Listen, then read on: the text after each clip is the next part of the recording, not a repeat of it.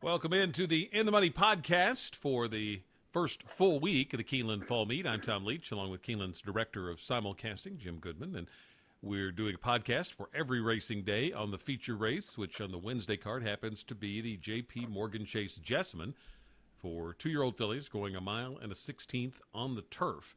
And as you might expect with these 2-year-old races, it's usually pretty wide open, and I thought this one was. Where did you end up landing, Jim?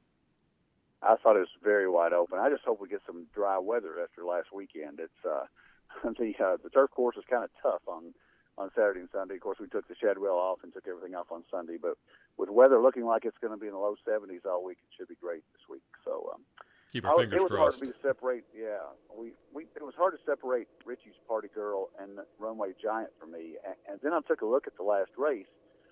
Runway Giant really jumped up from a 50 to 72 buyer, and Richie's Party Girl has been consistent. Wesley Ward took her to France and didn't do great. Went off 20 to 1 and $106,000 stakes over there.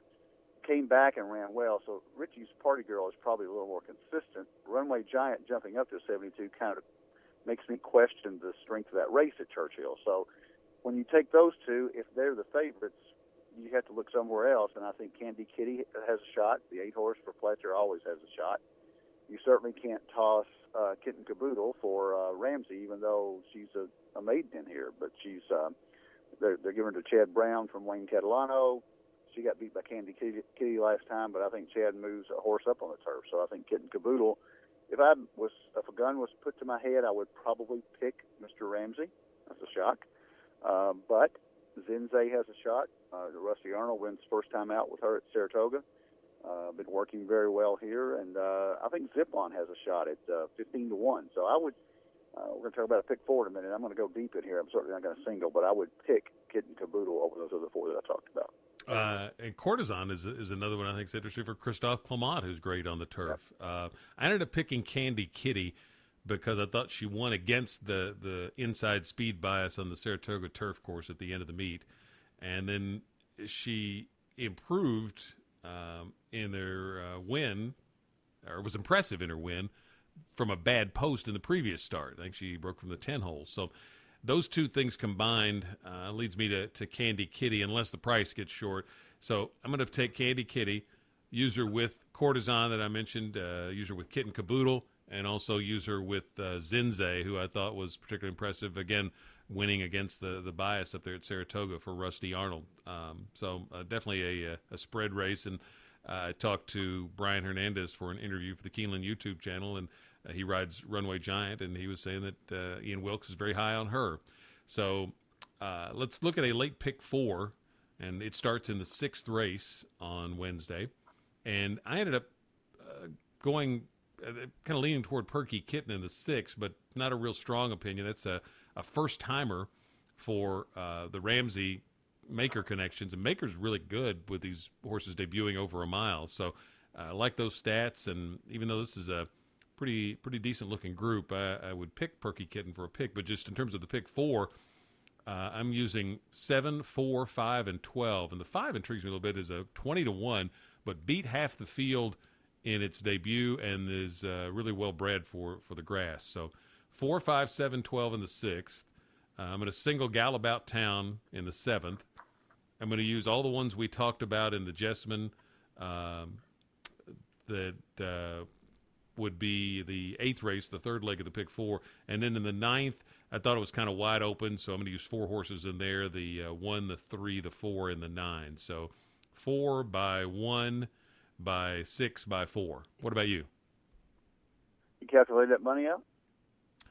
Let's 4 see. 4 by 1 by 6 by 4? $48. Yeah, and then half of that. Yeah.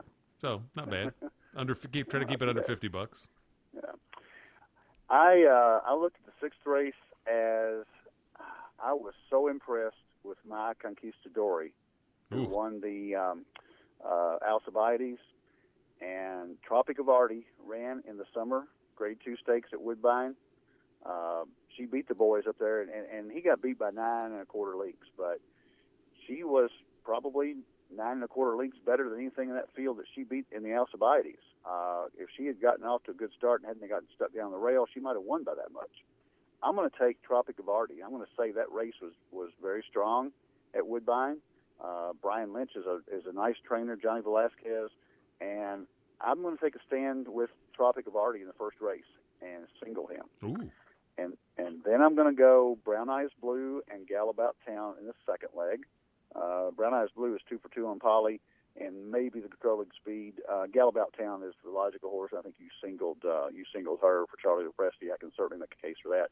So I'm going to go single by 2, and then I'm going to go with almost everybody in the J.P. Morgan Chase Jessamine. I'm going to use Courtesan, Kitten Caboodle, Zip On, Zinze, Candy Kitty, Richie's Party Girl, and Runway Giant. So that's 7. So that's 14 combinations. And if I can afford it, I would do all in the last leg. Probably won't do that. Probably going to stick with Smart and Destiny, the 6, the 7, Murphy's Covert, who had a little steam last time when he ran at Keeneland and actually ran pretty good. And Kaneko and Cool C Notes. I'm going to use 4 there. So I'm going to do single by 2 by 7 by 4. So it's $28.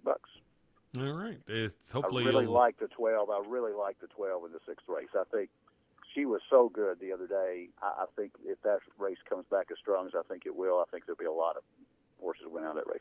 Yeah, I mean, Mike Conquistador just could not have been more impressive in the Alcibie. I mean, impressive enough to beat Boys in a stake in a debut, but then to come back and do something even more impressive is pretty strong. And so now, and I see where they're not sure where they're going to run her. They might even try her on the dirt, which she hadn't been on, but you'd have to certainly respect her off what she's done so far.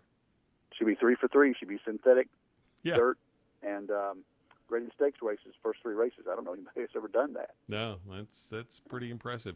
All right, well, on Thursday, I don't think we have a stake, but we'll have a feature to talk about, and we'll talk about the late pick 4 on Thursday. Friday, there's a turf sprint, and then Saturday, the Grade 1 QE2. So it's a big week at Keeneland, Sea Blue Day, with the UK Keeneland connection on Friday, with a lot of Alabama fans rolling into town. And we'll be back here each day to talk about it on the In the Money podcast for KeenelandSelect.com.